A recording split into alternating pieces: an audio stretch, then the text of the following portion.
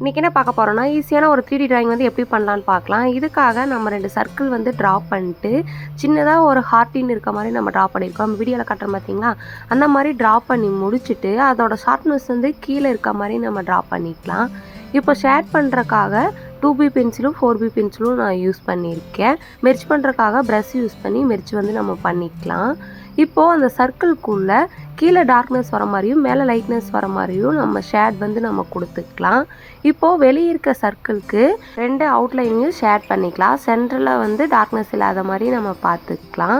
இப்போது right hand side அதோட shadow லைட்டாக இருக்க மாதிரி ட்ரா பண்ணி முடிச்சுட்டு நம்ம கோடு போட்டிருக்கோம் பார்த்தீங்களா, அந்த அளவுக்கு அந்த ஷீட்டை நம்ம கட் பண்ணிட்டு நோட்டில் இருக்க லைன்ஸ் மாதிரி போட்டுட்டு சர்க்கிளுக்கு மட்டும் அந்த வளைவுகள் வர மாதிரி நம்ம ட்ரா பண்ணி மேலே இருக்க லைன்ஸ் வந்து கீழே விழுகிற மாதிரி போட்டோன்னா நம்மளுக்கு வந்து அந்த ஹோல்குள்ளே ஹார்ட்டின் இருக்க மாதிரி இருக்கும்.